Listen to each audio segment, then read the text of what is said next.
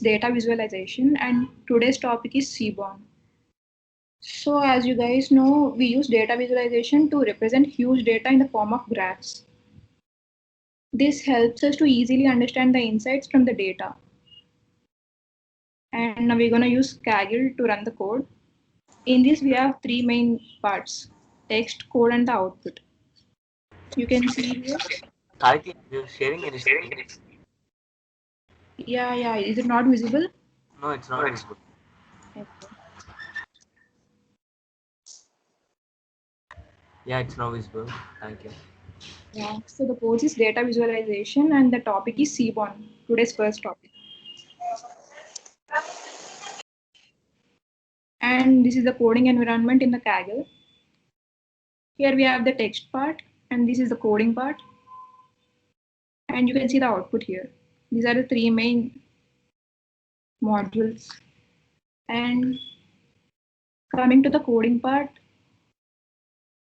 this is the basic packages we are using in this Python. And as you guys know, Pandas is a data analysis tool and manipulation tool.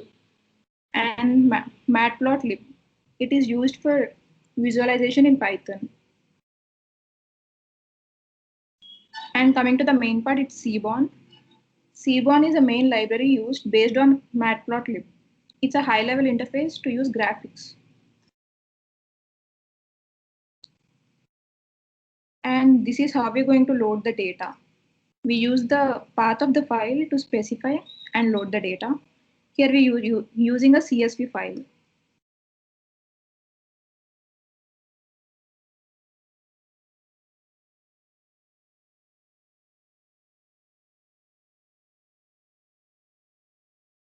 This CSV file is about the FIFA World Cup. And there are 6 main countries and the ranking of the countries based on its dates. We're going to plot the data based on the CSV file.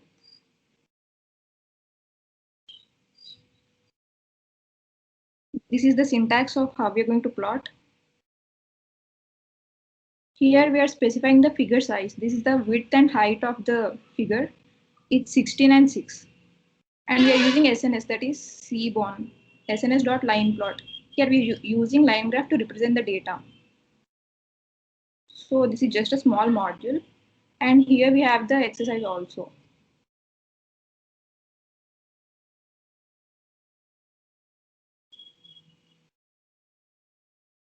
This is the basic code for all the systems to just check if the exercise is correct or not. And if your solutions are matching the correct solution. So coming to the first point, in this exercise, we are going to run the code, replace the values, and sometimes fill the blanks. So the first topic here is, they asked us to change the value here in the fill in the blanks. To put 1 is equal to 1. So we're changing here the value. And the second step is to check the value.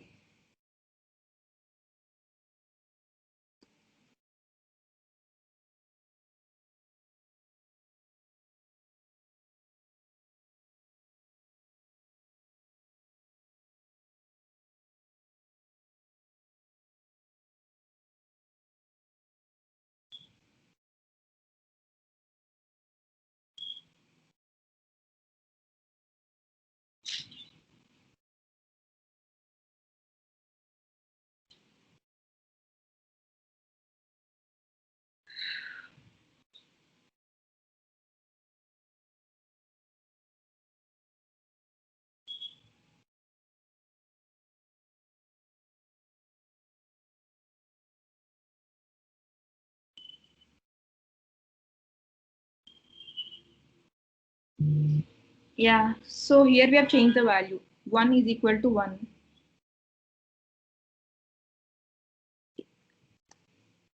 And when we check the value, it's correct. What we have given is correct answer. And then in this exercise, we were responsible for filling the line of code that sets a value for variable 1. Don't edit the code that check your answer. You will need to run the lines of the code like step1.check and step2.check, just as they're provided. This problem was relatively straightforward, but for more difficult problems, you may like to receive a hint or view of the official solution. Run the code cell below now to receive both for this problem. Here they just asked us to run the code, nothing to change. This is the hint and the solution. Here you get the hint. How many moons does Earth have? And the solution is 1. This is the solution. And the second step is to load the data. You are ready to get started with some data visualization. You will begin by loading the dataset from the previous tutorial.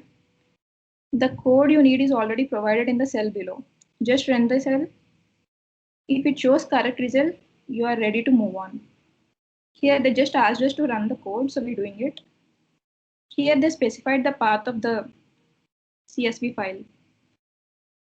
And here we read the CSV file and the step to check. And the answer is correct here. And now the other module is how we are representing the comments.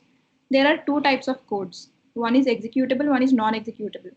When we are representing a statement with a hash, that means the code won't be executed. It's just a statement here. See, when you run this code, this is not going to give any output, but this part will give you an output. So here, see, it's hint and solution, but there is no comment that's giving an output. So we use hash to give a non-executable statement. And next, remove the pound sign before step2.hint so that the code cell appear as follows. They just asked us to remove the hashtag from here. And step 3 is plot the data. As we've already seen, we're going to specify the figure size and then line plot the data. We're just going to run the code. And here we can see the line graph of the data.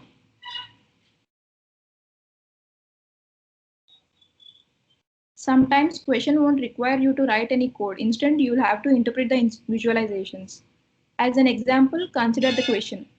Considering only the years represented in the dataset, which countries spent at least 5 consecutive years in the hashtag rank once spotted? To receive a hint, uncomment the line below and run the code. Here I have removed the comment already, so we can run the code and we can get an output. And same here, and we get the solution. The hint is which line stays at least 5 consecutive years at the bottom of the chart. When we see at the chart, we have to see at least 5 consecutive years at the bottom of the chart. And the answer is the only country that meets that criteria is Brazil, as it maintains the highest ranking in 1996 to 2000. Other countries do spend some time in number 1 spot, but Brazil is the only country that maintains it for at least 5 consecutive years. That's it. This is the first exercise. And